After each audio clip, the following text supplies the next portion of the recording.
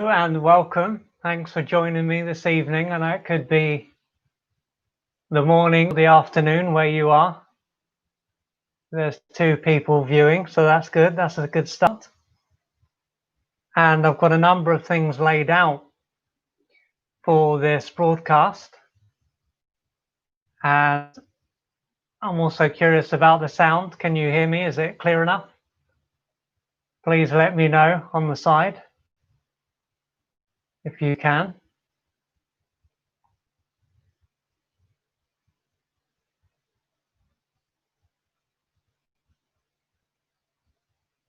Oh, the sound is good. Okay, so for those that don't know much about me, I'm an author, writer, teacher, and consultant. And at the end of this year, I will have been writing for 10 years. And throughout that time, I've written many books and articles. And the latest book I've put together is the one I've got just behind me. And this is a temporary cover. But this is called The Fear of Abandonment: How to Heal Your Fear of Abandonment. And this looks at not just the symptoms of having this fear, it goes into what you can do to deal with your fear of abandonment. So it's a step-by-step guide that will allow you to gradually heal your fear of abandonment. And each chapter builds on the other, giving you everything you need to slowly transform your life. So through following the steps that are laid out, you can gradually work through the layers of pain and to move forward. And what I also wanted to go into was the passing of Chadwick Boseman,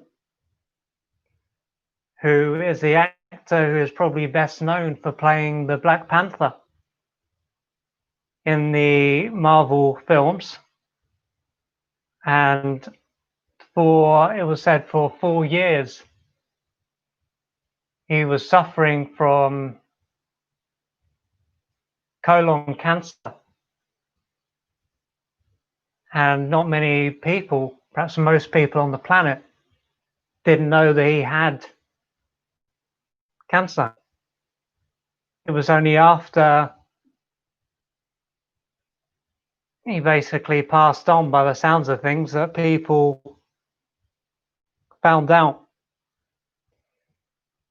And during that time, there was pictures of him where he appeared to look underweight, and there was what the trolls, so-called trolls, said about him.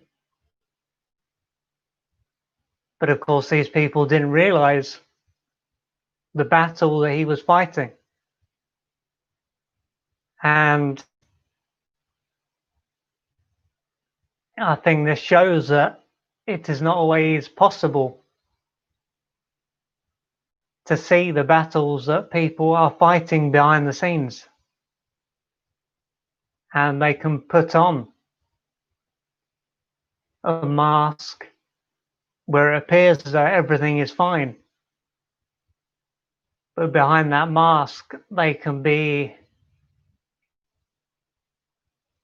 in a very challenging position. And when I heard about this story, it made me think about my father, who had bone cancer for many years before he passed on. And like the actor, he also lost a lot of weight over time. But he carried on, and most people that he came into contact with would have had no idea, and did have no idea what he was going through.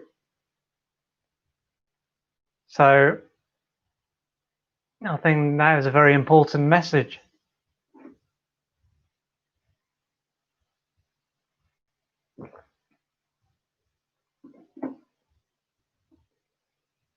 So two people, I guess, with this, more people will view it afterwards. I'm not sure how the time is for a lot of people. I know that a lot of people on the group and on the different pages of mine are spread out around the world, so it's not always possible for them to tune in. But last time, this didn't go to plan, although I had a big plan, but it didn't really fall into place. The light bulb fell off the light and the sound wasn't that great, so now I've sorted that out. And we have lights. So the next thing I wanted to look at was motivation. And I know that with this COVID-19, this virus, a lot of people have found it hard to keep going, to keep the wheels spinning. And with all lockdown and all the negativity from the media, it hasn't been easy for a lot of people to feel energized and to want to fulfill a goal or to achieve something. So I've got a number of things that someone can do to move through the gears and to get themselves moving. Because I'm also aware as well that, like with the seasons, we all have our own seasons, and sometimes, like for example, I write most days, but sometimes I don't really feel like doing anything. But I find that when we are doing something that matters to us, it is a lot easier to keep going. They say that motivation doesn't last. And so if something is in alignment with our own values, it is then a lot easier to take the next step, to get out of bed, even if the motivation isn't there or we're feeling a bit unmotivated and a bit fatigued. So the first point I've got here is sleep. Are you getting enough sleep? And it says that the recommended time is meant to be about 8 hours. And they said that as we get older, we need less sleep. And of course, babies and small children usually need a lot, although they're often waking up. But with that aside, it's sleep is obviously important, because if we're not getting enough sleep, then we can wake up feeling irritable, we can have bad concentration, we can find it hard to remember things, and then it becomes harder to do the simple tasks, and life can seem a bit overwhelming without all the other things with the media and all that drama. So, and I would say a key thing is that I've found is to go to sleep around the same time and to wake up at the same time. So to have a routine with this. And another thing I've got here is environment. And of course, there's the environment where we live, so the people we're spending our time with. There's also I suppose it could be called the online environment, and who we are and what we are, who we're speaking to, what we are exposing ourselves to online. So if we are consuming a lot of negativity and drama online, because it's easy now to be weighed down by so many problems in the world, And of course, there's so much going on, and it's so easy to find out about what is going on. It can be easy to feel overwhelmed and as though there's just so many problems. And of course, a bit of pressure is good, but too much, and we can feel pretty helpless, and then it's easy to do nothing. So being around the right people, of course, if someone's in lockdown, as so many people have been in lockdown before, it's not so bad now in certain countries, but if someone's was in lockdown like before, and they were living with people who were quite negative, then again, there was only so much they could do, but of course they could limit their contact, but through going online and consuming material that is not going to drain them is a key part of that. So it looks like I got 3 people now, and it'll be good to hear where you're from in the world. So if you would like, please let me know on the side where in the world you are from, and I can see if I've been to that part of the world or that part of this country. So just to recap, this at the moment I'm talking about motivation in the UK. Good. I'm talking about motivation, and the first thing I mentioned was sleep, getting enough sleep. The second thing was the environment, and the next thing when it comes to being motivated, and I've covered this already, is the media. So again, being very discerning when it comes to what we allow into our sphere, into our realm. So of course there can be the need to find out what's going on, especially with what's going on, but at the same time we don't want to be overwhelmed.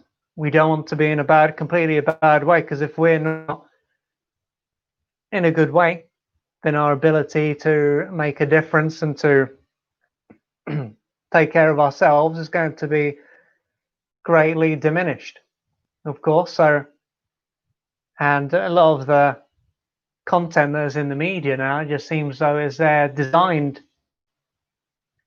to make people react. It's not so much designed to inform people. Obviously there's question marks if it ever was designed to inform people, but with that aside, I would say limit our exposure to the media, and especially in the evening. I've heard that our mind is a bit different towards the evening, so it can be easier for us to be affected by negativity towards the end of the day. So the next thing I've got, which is obviously key and something I've become more aware of as the years have gone by, is diet.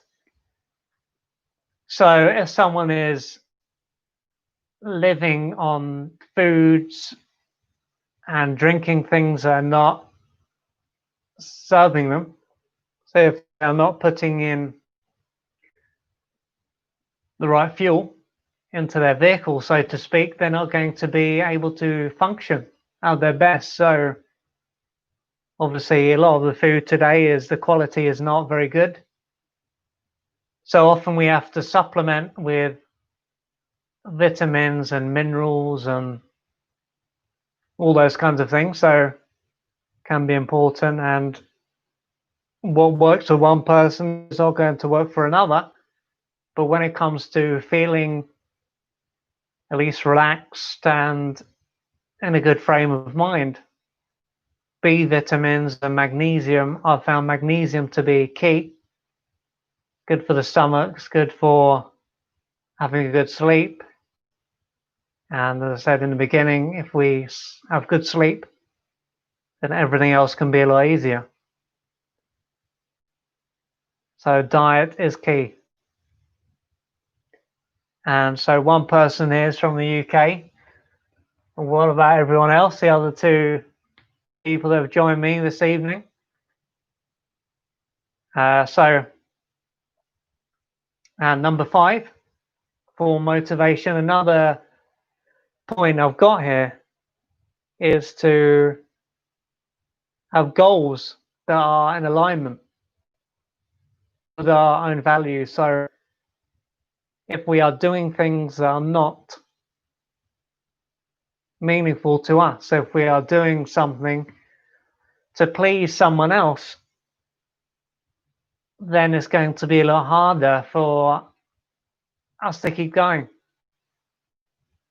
In the beginning, it can be easy, but when the chips are down and we hit a roadblock, then it can be very easy then to fall down and to find it very hard to get back up because the goal itself is not in alignment with who we are.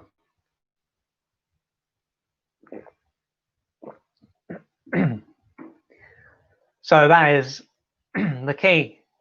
And there's obviously so many things that are deemed as the right thing. So whether someone's at the beginning of their life and the right thing might be to go to university or college in America or something like that, or whatever it may be, it can be easy then to just go along and as time goes by to think, well, this isn't really something that matters to me. My heart is not on board with this. And of course, some people have the so-called midlife crisis. And it's said for the midlife crisis for a woman is said to be around 32. And for a man around 40, they say this. The difference is that women are often more in tune with themselves, so that can come up. But of course, if we are doing something that really matters to us and our heart and soul is on board with it, then it's going to be a lot easier to keep going, to stay on track and to handle the ups and downs. So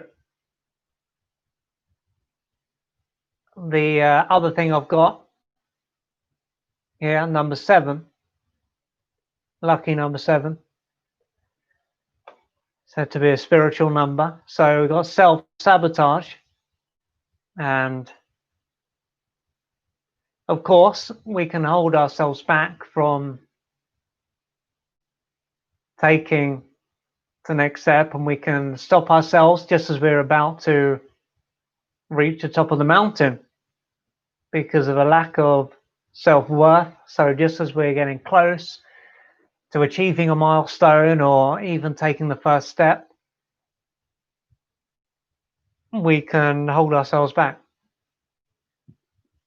because our sense of deserving is not there. So that is obviously a big key, because very often it can seem, because of how the mind works and projection and all the other defenses that the mind uses to avoid pain, the mind can basically project the inner conflict externally. So it is then not that the individual is holding themselves back, is that someone out there is trying to hold them back, is trying to hold their feet and to stop them from moving forward. And again, when this happens, our conscious mind can then say, look, I'm trying, it's not me. And we can basically deceive ourselves. But deep down, and this is part of depth psychology, where there's the 2 layers. So the conscious part of us is like, yeah, I want to do that, I want to achieve this, that'll be great, I can imagine myself earning all the money and all the rest of it. But deep down, it's like, well, if I do that, I could die and I could be ostracized.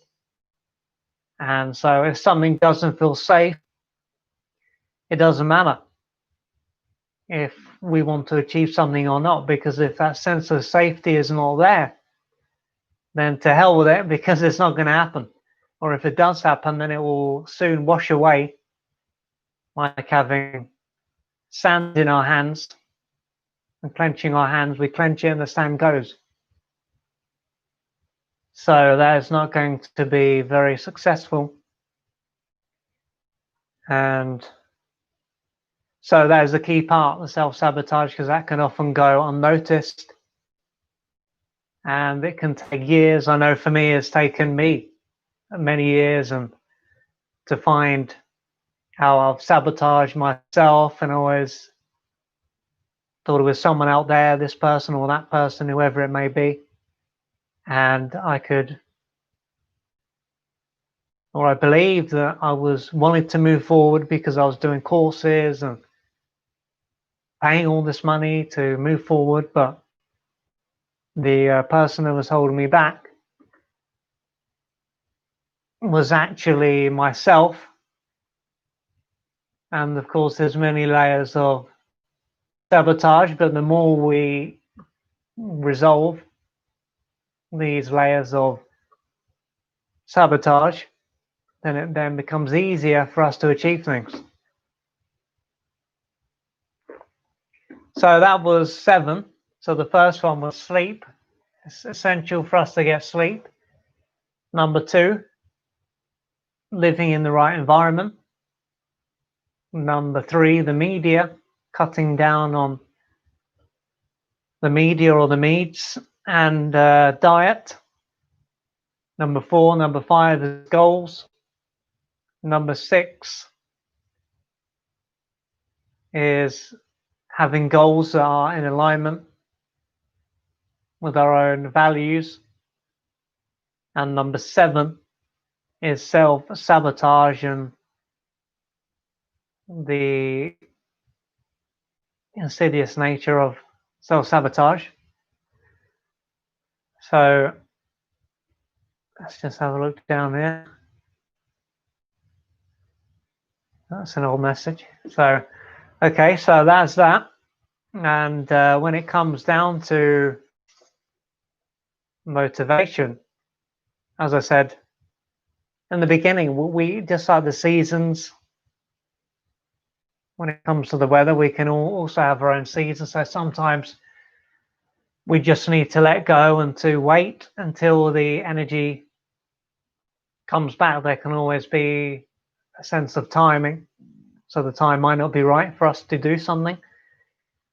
And of course, in our very masculine world, it's all about the doing and pushing and willpower and making things happen. And basically headbutting a door, and by the time we've got through, we can have nothing left of our head. But that's often the approach that is promoted, as a self-help guy once said, Stuart Wilde once said. But of course, it can be the letting go, divine timing, and I think Stuart Wilde said something like, it's about knowing when to act and only acting when you know. So that's more with the feminine letting go. And of course, there can be synchronicities where things just seem to happen. And I had one of those moments myself today where something just happened and I thought, well, that was a bit of a miracle. I won't go into that. Anyway, so, and the next part is anxiety. And I'm just going to share the link on my pages to see if anyone else wants to join. As I said, the good thing about this video is that I can share it as a normal video. So it's not the end of the world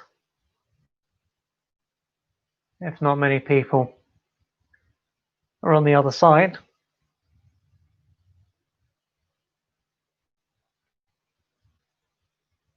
So let's just share that. And for for everyone that's here so far, please let me know what you think about the live broadcast. I know we've got Layla Mukhtari there. who's been sharing her thoughts, and I know there's someone else on the other side. Layla Muktari with the image of purple, obviously a very spiritual colour. So please let me know how things are going so far. And soon I will get on to the anxiety section of this live broadcast.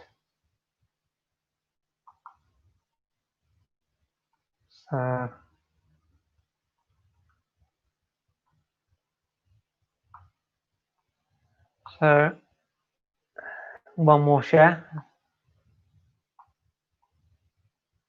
Okay, so thumbs up from Layla, very good. So, okay, so the next part, and I think it was in April, I released a how-to guide on how to deal with anxiety. And in this how-to guide, I was sitting on it for a while because I'd had it written for a number of months. And then with what was going on, the COVID and people, a lot of people I know were struggling with the COVID and the lockdown. And I felt the need to release the book and to be of service to those who were struggling.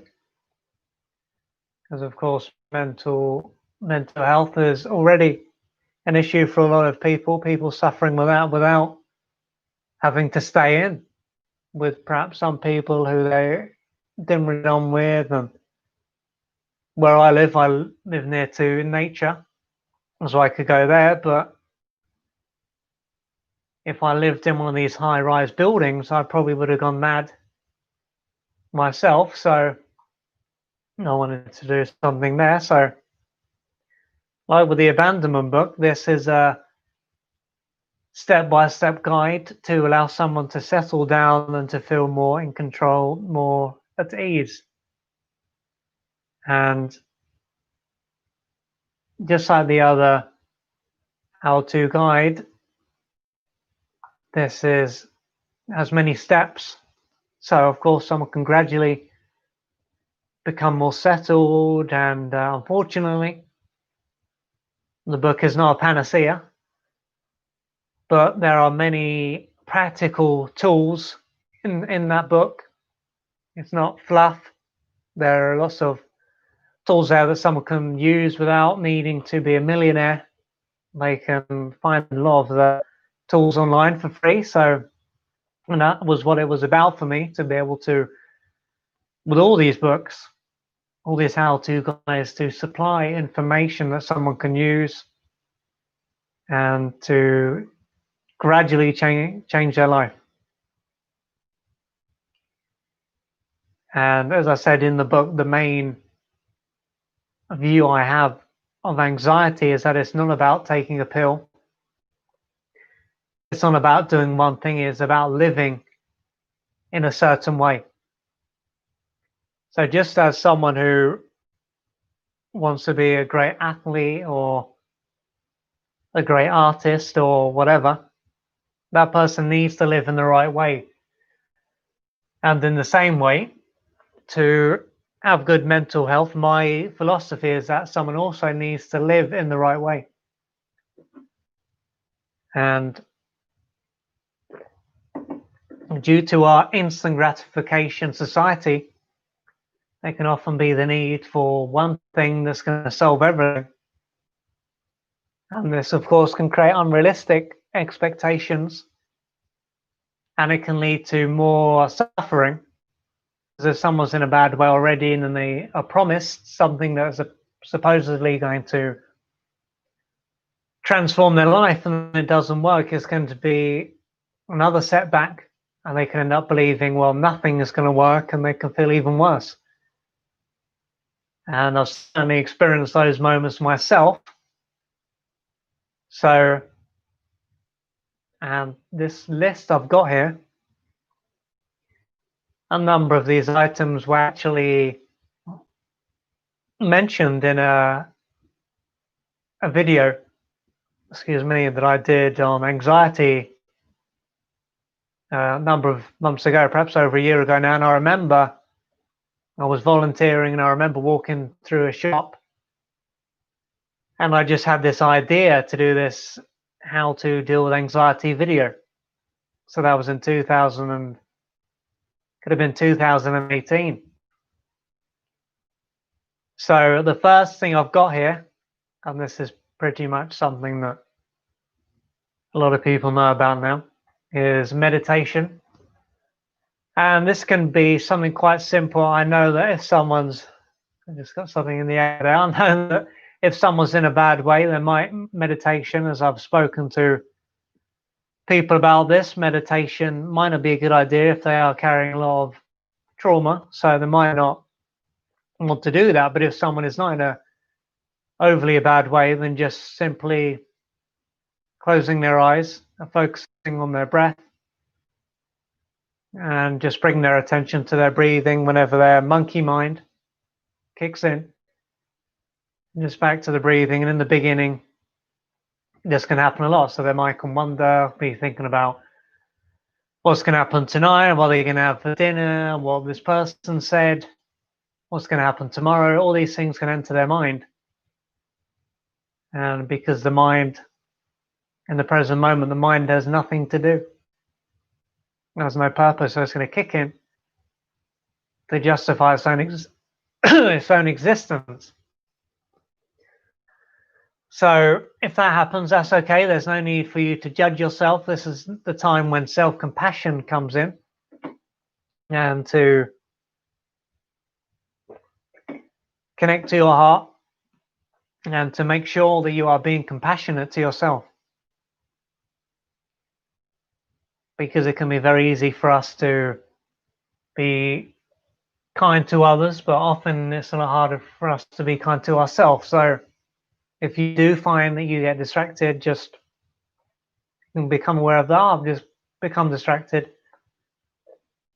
Back focusing on your breathing, and you can do this for about 5 to 10 minutes in the beginning. Build it up, because if you think, right, I'm going to do this for an hour, and I'm going to do this every day, and then that can seem, oh, this is a chore.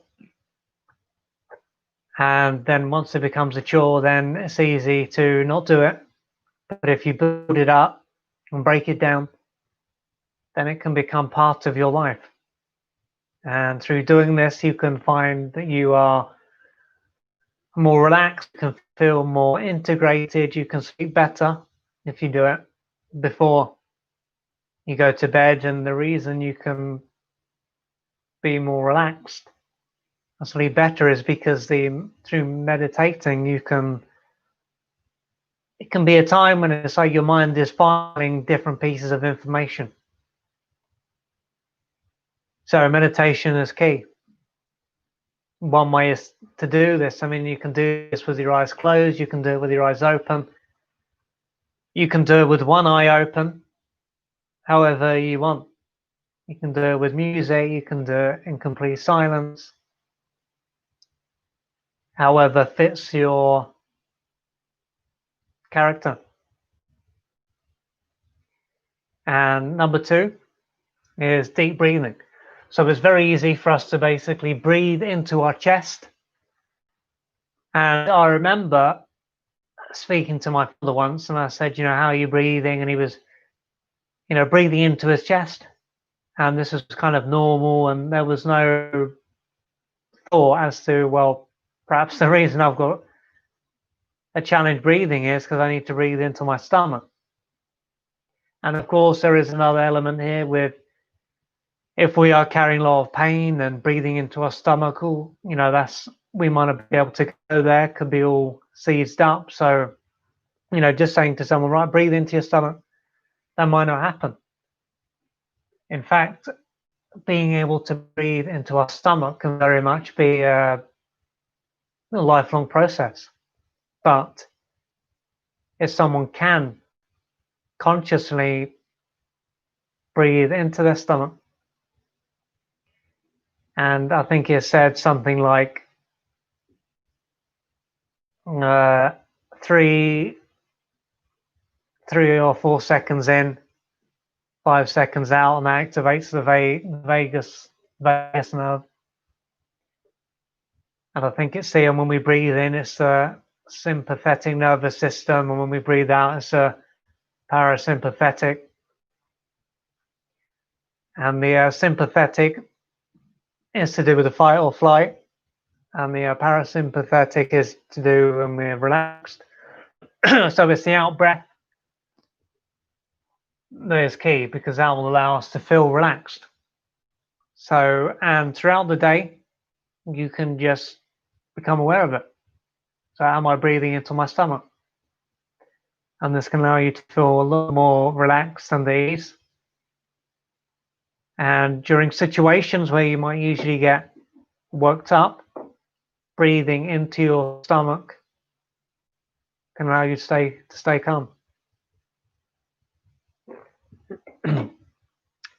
Another thing I've got here, like in the motivation list, wouldn't be right to overlook diet again, but I've got cutting out caffeine and energy drinks. And in the world today, lots of people drink coffee and they like their Red Bulls, but of course, the caffeine and energy drinks can put us into fight or flight, give us that energy boost. But again, this can make us feel anxious. And I think I've heard something like 5 hours. So caffeine can stay for some people, depending on their genetics. But I've heard that for some people, caffeine can stay in their body for about 4 or 5 hours. So it's not going to be a good idea for them to have coffee or chocolate, because that's got caffeine in before, or matcha tea and lots of teas. It's not going to be a good idea for them to have anything with caffeine in before a meeting or before they go to bed. Because if they do, again, it's going to disrupt them and they won't be able to sleep. And I think a lot of this comes down to self-understanding. So through understanding ourselves, seeing how we feel, just like with diet, if someone eats something, they feel a bit washed out, then okay, not a good idea for me to have that. And so then it's finding out what we can have through deduction. So through taking things away, we find out what we can have. So another thing I've got here is preparing properly, and I suppose what they call time management. And if we are not preparing properly, I know there's some people out there that are very good at organizing things, and for them, they take care of business. And through planning everything, there's less chance of them panicking and worrying about this or that, because they will have it planned. It's a bit like turning up for an exam and not having planned, and then it's easy then to feel overwhelmed with anxiety. But through planning beforehand, it can be a lot easier. The whole process can be a lot smoother. Which, of course, is why anxiety in and of itself is not bad, because through experiencing anxiety before something, we can plan, and then it will allow us to do better with an exam or something like that. And the next thing I've got here is spending time in nature. So it's just almost as if in today's world, it's like a new discovery. Going in nature, as you know, it's been in the papers and everything, go in nature, and it's so good for mental health. And of course, we used to spend, our ancestors were living in nature, and it was very much part of their life. Now, because so many people living in cities and they're disconnected from nature, and just being in nature, we can feel more relaxed, more grounded. And of course, when we're in nature, we're not expected to do anything or to be anyone or to give anything. So it can be very relaxing. We can just be. We don't need to be in the doing mode. So I would recommend every day or a few times a week going into a woodland or just in the country somewhere and just soak it up. Have your phone off or phone on silent, or even leave your phone at home and just to get away. And another thing is sleep, because as I said before, if we're not getting enough sleep, then we can feel pretty much buggered. And they say that when we sleep, our brain basically cleans itself of, I think it's the plaque or something like that. So if people don't get enough sleep, it can take years of their life. And magnesium glycinate is very good for having deeper sleep and deeper dreams as well. I found that my dreams were more profound, and I was able to remember my dreams afterwards. It was a lot easier for me to do it. And I think it said we can take about 600 milligrams of magnesium a day. And things like stress and pollution and different things can basically strip magnesium away. So this is why if you are experiencing a lot of stress, you might need more magnesium than if you're in the middle of nowhere and in a place of peace and harmony.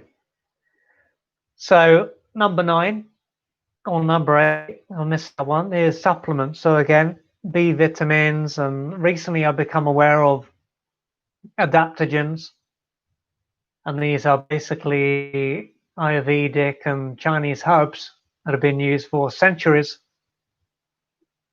and they can help with memory and concentration and relaxation and intelligence.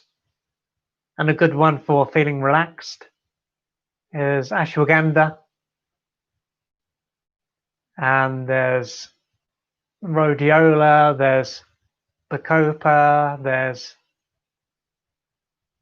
L-theanine, and holy basil. There's so many, but ashwagandha is a key adaptogen, and these are not too expensive, so I'll definitely recommend the ashwagandha. And the other thing I've got here, which is number 10, is the number 9 on this one again, it's obviously getting late here, is the power of language. And it has been said that anxiety is very similar to excitement. So if someone is about to embark on a new career, or to go on a date, or to do something new, they could feel, it might seem like they're edgy, but they could actually be excited. And through using the right language, because obviously our language, the words we use, has a profound effect on our experience. And if we are using language that is very dramatic, then that can make what we are going through even harder. And of course, this is not about not being clear about our experience, but if we use certain words that are very loaded, then it can be harder to manage what we are going through and to let it pass us by. And number 10, what I've got here is healing trauma. And that is obviously a lot different to the other things I've gone into. It may require professional help for you. If you think you're carrying a lot of trauma, you may need to reach out for a professional. and also go into the anxiety book, how you can do that as well. So there are many steps in there. So just to recap, there is meditation, deep breathing, diet, preparing properly, spending time in nature, sleeping a good amount of time, supplements, the power of language, and healing trauma. And those are, bless me, those are the two things I wanted to cover. And also wanted to cover a new service that I will now offering, and this is something I've described as group sessions. So for a number of months I was looking for another way to serve others, and what came to mind during this time was to offer weekly group sessions online. And after thinking about this for a while, I decided to take the next step, and this will be somewhere where I will offer my presence and support. I will offer my guidance when and if it is necessary. You will be able to talk about whatever is going on for you. You will be able to talk about any challenges you may have. You will be able to be seen and heard. And this will be a judgment-free zone. And at the moment, each session will last for about an hour. And I'm thinking there will be a limit of 4 people per session. And this will take place over Zoom. And the time is open at the moment because I'm not sure. It depends, of course, where the people are in the world. But I'm thinking this will take place on a Monday and a Thursday. So if this interests you, please get in touch, and I can go into more detail and answer any questions you have. So that's nearly 50 minutes on the clock. So see, there's 2 people there. If you've got any questions before I call it a night, then please speak now or forever hold your peace, as they say.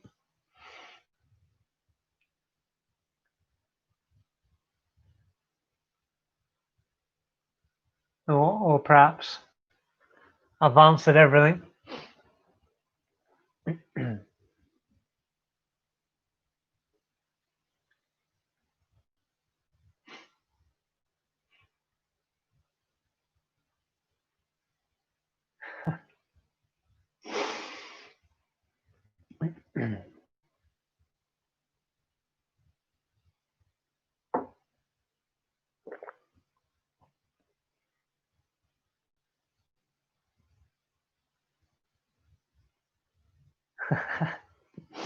Good question. The book can be found on Amazon, and see if I can find the book. There we go. There's the book there, ready to go. There's the cover is still being designed, so that's not the final cover. But after I said it would be out at a certain date, I released the book, and it's doing well at the moment. So soon there will be another cover, but of course the content will be the same. And I saw another version of the cover today, so it's getting closer do how I want it to be. And I don't want to be cutting any corners with this.